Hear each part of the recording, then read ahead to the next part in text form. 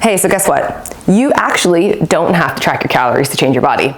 Oh, but Ashley, I was told by like Optimizer Bro 69 that we need to track every single tablespoon of olive oil.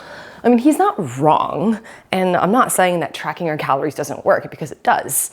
And if you are able to write down every single bite of food and feel fine, by all means, go ahead. But you guys have to remember that it's not the tracking itself that leads to fat loss, but rather the awareness that leads to whether you actually put the food in your mouth or not. Because ultimately, your body logs the calories whether you write them down or not. Okay? So for a lot of people, obsessively logging every single bite of food leads to more stress, or like this weird transactional relationship with food where they feel like they have to earn every single calorie, and that becomes very problematic. I'm saying that from personal experience. So today I am going to give you some real practical alternatives that support body recomposition if tracking calories is not your jam. If it's your first time here, my name is Ash, and I am a certified S&C coach of 8 years. I have experience with helping everyday athletes with their body composition goals. Your first alternative to tracking your calories is some good old-fashioned food journaling. Okay, so that means no numbers, no apps, no calories. I would say that this is the most low pressure version of logging because there aren't like these visual numerical cues that tends to like trigger a lot of those problematic thoughts, right? All you do is literally write down what and when you eat. No apps, no numbers, no math. What I would recommend that you do is use the Notes app in your phone, or maybe you have like a running Google Doc. That's what a lot of my clients like to do. Whatever works for you is fine. And remember that the goal is having awareness, not necessarily an accuracy of certain amounts. Here's why this works for like 99% of people, including athletes. So most people genuinely don't realize how much they're eating, or sometimes how much they're not eating. And when you start to write it down, you'll see that patterns will emerge. Maybe you'll notice that you skip breakfast. Maybe you realize that you're not getting nearly enough protein, or maybe you see that your weekends are where things tend to take a bit of a turn because you were overly strict Monday through Thursday, right? And so also the act of journaling itself tends to also moderate your behavior. We call this the observer effect. When you're watching what you do, you naturally make slightly different choices, or sometimes better choices. So for body recomp specifically, I would pair this with one simple rule, which is to write it down right before or immediately after you eat, because if you try to do it all at the end of the day, I pinky promise you're gonna forget. I would actually recommend that you write it out at the beginning of your day if possible, even if it's with just like some time estimates. It does not have to be perfect to work. Always remember this, it does not have to be perfect to work. If writing feels like too much, then you can also try the photo version of food journaling. So you're gonna take photos of food, right? Simple enough. This works for a few reasons. Number one, it's fast, but there is a downside to this, which I will get to in a second. I would say that photos are definitely a lot harder to deceive yourself about. A small handful of chips looks very different in a picture versus in your head or in your memory. And also, when you review your photos at the end of the day or at the end of a week, you'll get a really clear visual story of what your eating habits look like. Some people will even share their food photos in like some kind of fitness community, or maybe with a coach for some accountability purposes, which adds another layer without any number crunching. So a food journal can also help you spot things like, am I getting any vegetables in? Am I getting enough vegetables in? Is there anything green on my plate, right? Like visually, is there anything green? Does every meal or most meals have a protein source? Am I eating mostly whole foods or a ton of packaged stuff? So all of that is gonna really help with food, with photo journaling, okay?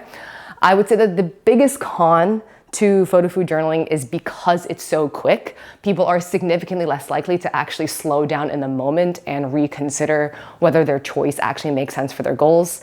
So I'm gonna let you decide whether that'll work for you or not. The next one is my personal favorite because it teaches us a concept called the second best. So instead of tracking every single macro, protein, carbs, and fats, you are going to track protein only as a macro, not a calorie, okay? So I know that you're probably sick of hearing protein, protein, protein. So I'm gonna start by sharing a maybe lesser known reason why protein. So we have something called the thermic effect of food, AKA your TEF, and your body actually burns more calories digesting protein than it does digesting carbs or fats. So about like 20 to 30% of protein's calories are used to digest it. So basically this is like a slight metabolic edge that you get for free.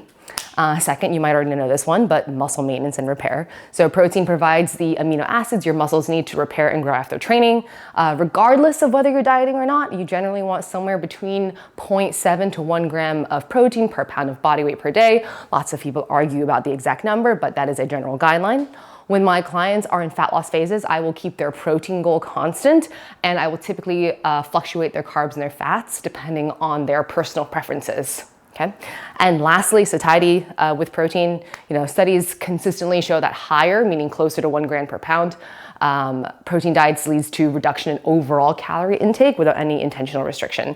So if you kind of tend to get pretty snacky around like 3 to 4 p.m., I would just add like a source of protein bar, maybe like a boiled egg to your existing snack and just move on with your day. So the move here is simple. Set a daily protein target and track only that. Let's say it's like 30 grams for breakfast, 30 grams for lunch, 30 grams for your midday meal. Everything else can just fall into place. You've got these apps like MyFitnessPal and Chronometer, and you can just toggle it so that the only thing that shows is your protein intake.